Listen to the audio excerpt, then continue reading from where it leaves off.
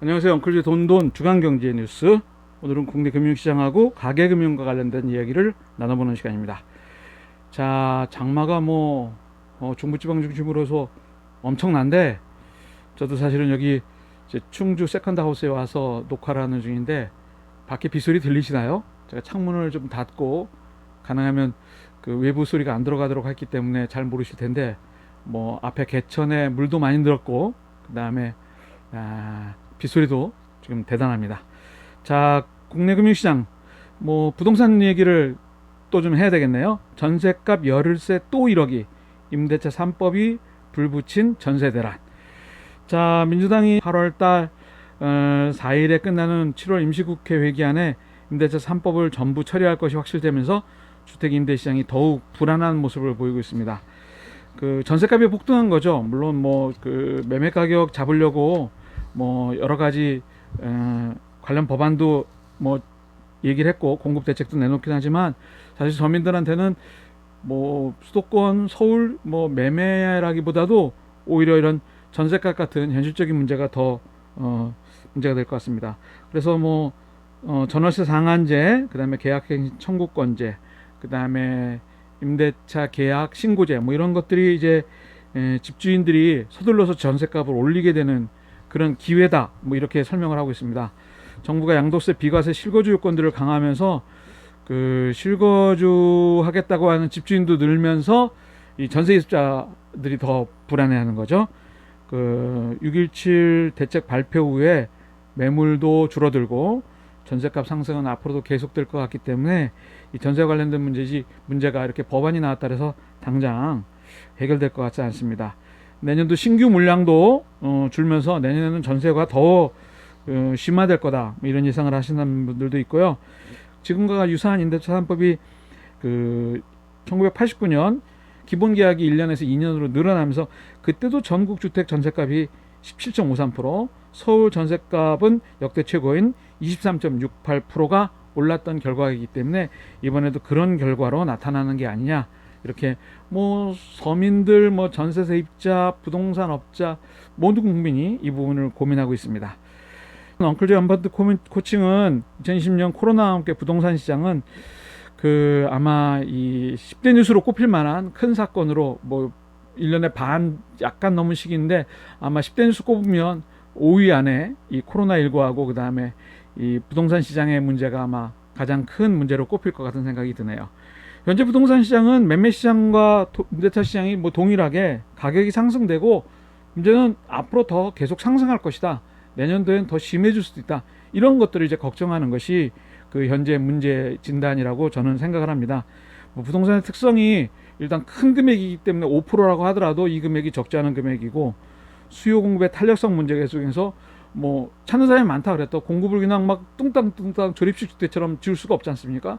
특별히 아파트 같은 경우는 굉장히 오랜 기간, 한 2년 정도 기간을 갖고 해야 되기 때문에 공급의 탄력성이 높지 않다라는 것. 그렇기 때문에 억제 정책을 내놓는 문재인 정부가 22번째다 이런 얘기로 논란이 많은데, 그런 걸 떠나서 저는 짚고 싶은 것이, 가격 상승이 도대체 왜 이렇게 일어났느냐를 좀 생각해 보니까, 부동산 3법이라고 하는 것이 주택법을 포함해서 2014년, 벌써 5년도 넘었을 때 지금의 야당인 새누리당이 분양가 상한제 폐지, 재건축 초과이익 환수 유예 3년 동안 재건축 조합은 3주택 안에 허가해준다, 이런 그 당시에 부동산 3법을 통과시킨 것이 시간이 지나면서 조금 더 가속화가 붙고, 이런 것이 지금의 부동산 시장이라고 생각합니다. 어느 모 방송에서도 이런 고발 프로그램에서도 얘기를 했지만, 저도 사실 이게 문재인 정부가 2년 전에 무슨 정책을 취해서 그게 아니라, 단초는 그때 제공했는데 문재인 정부가 이걸 대응을 잘못하면서 더 확대된 것이 있었지, 시작은 이제 그때부터 시작된다는 거죠. 거기다 임대사업자 정책도 문재인 정부가 확대했지만 사실은 그 이전부터 이걸 좀 양성화하려고 굉장히 고민을 많이 했었고요. 취득세도 좀 감면, 보유세도 예외, 양도세도 감면, 이런, 사실 대놓고 집 장사해라 이런 얘기로 비춰도 손색이 없을 정도의 특혜를 많이 줬었죠. 거기다가 국회의원 고위공직자가 그 관련된 사람들이 그 부동산을 소유하면서 강남 아파트 중심으로 대단한 평가 차익을 지금 거두고 있으니까요. 정책을 버리면 그게 뭐 1, 2년 안에 나타나는 것보다는 사실 5, 6년 지나가면서 나타나는 경우가 더 크기 때문에 그 정부가 어떤 정책을 세울 때 타임 레그, 그러니까 결과가 나타날 수 있는 시간적인 부분까지도 고려해야 되는데 그런 것들에서 좀 놓친 부분이 많이 있는 게 아닐까. 저도 걱정입니다. 저도 뭐 그 수도권에 그냥 수도권 끝자락에 집 하나 있지만 뭐 저는 뭐 부동산에서 그렇게 생각하는 사람이 아니기 때문에 뭐 이런 것에 그렇게 민감하게 반응할 필요는 없는데 객관적으로 볼 때도 뭐 굉장히 심각한 문제인 것만큼은 분명한 걸로 보여지네요. 자, 가계금융 얘기 한번 해보겠습니다. 진화하는 신종 금융 피싱, 금융 사기, 굿즈 캐릭터 삐끼로 10대 청소년 취업준비생 노린다. 제가 이런 문제는 좀 예전부터 좀 다뤘어야 되는데 좀 늦은 감이 있습니다. 그 최근에 코로나 바이러스 뭐 이런 걸 통해 가지고 경제적으로 어려움을 겪는 사람들이 있으니까 이 틈을 사기꾼들이 노리고 경제적으로 어려운 사람들을 집중 공략하는 거죠. 근데 경제적으로 어려운 사람들이 돈에 대해서도 또 좀 무지하기 때문에 이런 문제가 많이 생기는 것 같습니다. 10대 청소년들한테는 뭐 유니콘, 물고기 보석 등 가상 캐릭터를 사고 팔아서 이걸 고수익을 노릴 수 있다 이렇게 얘기해 가지고 재테크 사기, 그다음에 뭐 그 대리입금 이런 명칭으로 학교 폭력까지 이어지는 이런 결과들이 굉장히 많이 나타나는 그 사례들이 생기고 있는데요.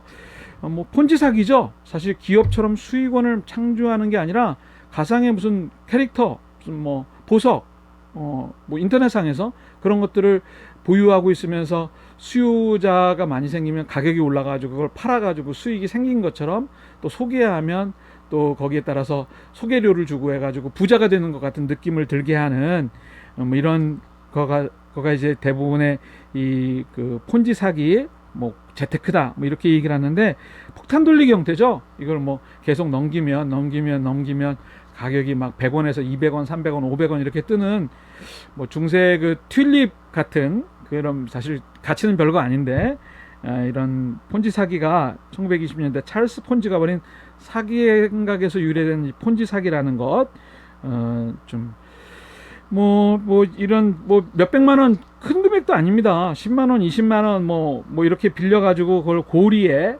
한 2일, 7일 빌려주면서 뭐 50%, 20% 이렇게 하다 보니까 연 수익률로 환산한다면 한 1000% 이상의 고금리 그런 문제가 되는 거죠. 뭐 거기다 조금만 늦으면 지각비, 그 다음에 뭐 수고비, 뭐 용돈벌이로 이걸 하는 친구들도 있을 정도니까 청소년들의 금융 문맹에 대해서 그 사기꾼들이 정말 누릴 수 있을 만큼 많은 걸 누리고 있습니다. 대학생 취준생들한테는 급전 필요하세요? 그러면서 작업 대출, 뭐 예를 들면 이제 그 서류를 가짜로 꾸며주고 뭐 예를 들면 재직증명서 같은 거 발급해주고 그 다음에 대출 받게 한 다음에 30%를 수수료로 챙겨가는 이런 작업 대출도 뭐 대부분 20대 대학생 취준생들 뭐 당장 벌이가 좀 있어야 되는데 졸업은 하고 그 다음에 당장 알바를 해야 되는데 대출 금액도 400만 원, 2천만 원, 뭐 비대면 방식으로 대부분 다 이루어지는, 이거는 분명히 그 사기 대출이기 때문에 형사처벌 대상입니다. 그런 작업을 하는 사람도 그렇지만 작업에 협조하는 그 돈이 필요한 대학생, 취준생들도 형사범이 되는 경우이기 때문에 이제 조심해야 되는 거죠. 그 다음에 뭐 코로나를 대상으로 하는 뭐 그 감염자 확인, 긴급 재난지원금 추가 신청, 마스크 배송 확인 뭐 이런 것들로 문자를 보내가지고 그 중에 걸려드는 사람한테 하는 스미싱, SMS 더하기 피싱 뭐 이렇게 해가지고 얘기를 하는 건데 작년 같은 기간보다 약 3배 이상 증가하고 피해 금액도 엄청나게 늘어나는 그런 그 금융 사기의 형태입니다. 엉클제어 원포인트 코칭은 코로나19로 위기와 경제적 어려움을 겪는 사람들한테 사기꾼들은 금융범죄로 한탕에 기회죠. 좋은 기회라고 생각을 하는 겁니다. 뭐 제가 말씀드렸죠. 폰지 사기, 가상의 것들을 통해 가지고 자꾸만 돈을 낳는 그런 수익원 부재에서 출발하는데 학교 폭력까지 발전하고 있습니다. 대리입금, 서류를 가짜로 꾸며 가지고 고리 이자를 먹는 그런 뭐 작업 대출, 비대면 형사범이다 말씀드렸습니다. 이 모든 것들이 뭐 스미싱도 마찬가지지만 금융에 대해서 무지하기 때문에 나타나는 현상이라고 저는 생각을 합니다. 금융의 구조라든가 금융은 그런 형태를 통해 가지고 그런 구조를 통해 가지고 이루어지는 게 금융위기나 이것도 모르고요. 금융 활용이 이렇게 하면 되는데 그걸 모르기 때문에 이제 당하는 거죠. 경제금융교육이 필요한 그런 이유이기도 하고요. 특별히 인터넷 통신이 발달하면서 비대면으로 많이 이루어질 수 있는 거기 때문에 나이 드신 분들도 그렇지만 젊은이들까지도 아주 영락없이 여기에 희생양이 되고 있는 게 현실입니다. 조심하십시다. 금융사기, 물리치자, 어떤 금융문맹, 이렇게 제가 표를 해도 될지 모르겠습니다. 자, 엉클리의 주간 뉴스는 여기까지 하기로 하겠습니다. 궁금하신 경제금융용어, 그 다음에 금융상품, 재무상담, 돈과 관련된 고민 댓글로 주시면 제가 조사하고 고민해서 여러분과 함께 말씀 생각해 보도록 하겠습니다. 궁금증과 사연 기다리면서 엉클존 여기서 물러갑니다. 무더위와 장마 모든 걸로부터 건강하시길 바라면서 고맙습니다.